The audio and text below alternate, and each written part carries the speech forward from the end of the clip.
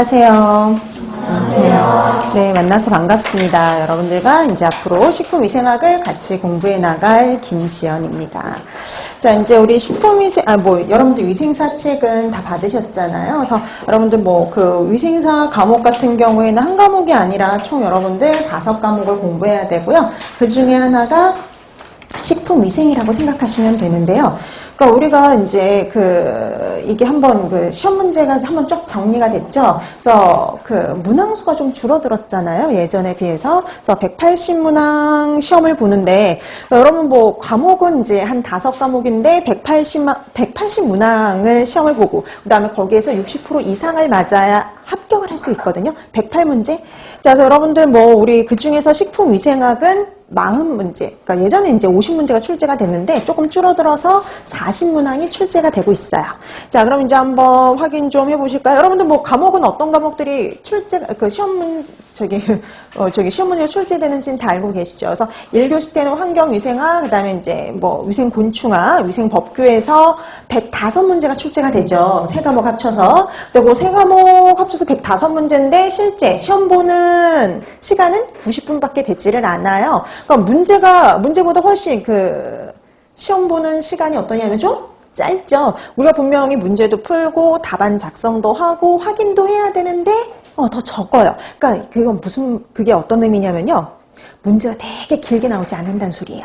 짧은 문항 위주로 해서 좀 많이 출제가 된다라고 보시면 되겠고, 옳은 거 옳지 않는 거 찾는 문제도 마찬가지예요. 옳은 거 옳지 않는 이렇게 찾는 거, 그런 문제 같은 경우도 되게 긴 문장이 아니라 짧은 문장의 형태로 출제가 되기 때문에 여러분들이 보통은 다 시간 내에 문제도 다 풀고요. 답안 작성도 충분히 시간 내에 하실 수 있을 정도의 그런 유형의 문제들이라고 생각하시면 돼요. 그 다음에 이제 2교시 때 공중보건하고 식품위생을 보죠. 공중보건하고 식품위생 합쳐서 75문제인데 그 중에 40문제가 식품위생이에요.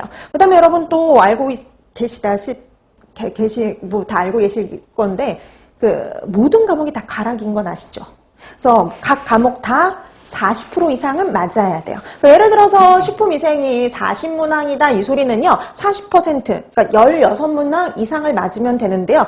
근데 이 식품위생 때문에, 과락 때문에 떨어지는 일은 거의 없어요. 그러니까 이제 간혹 이제 위생곤충학을 어려워하신다든지, 그러니까 각 사람마다 좀 다르긴 한데 각각 이렇게 좀 어려워하는 과목들이 있을 수가 있는데, 그런 데에서 40%가 안 돼서 떨어지는 경우는 극히 드물어요. 가락 때문에 떨어지는 경우, 40% 이상을 못 맞아서 떨어지는 경우는 극히 드물다고 보시면 되겠고요. 그러니까 전체적으로 봤을 때 이제 60%가 안 돼서 떨어지거나 아니면 실기 때문에 떨어지는 경우가 대다수라고 보시면 됩니다.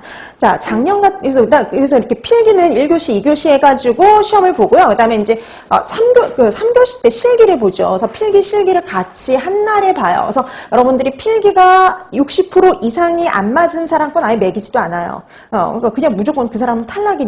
근데 필기가 이제 60% 이상이면 이제 실기 점수도 이제 거기에 들어가는 거죠. 실기는 40문항인데요.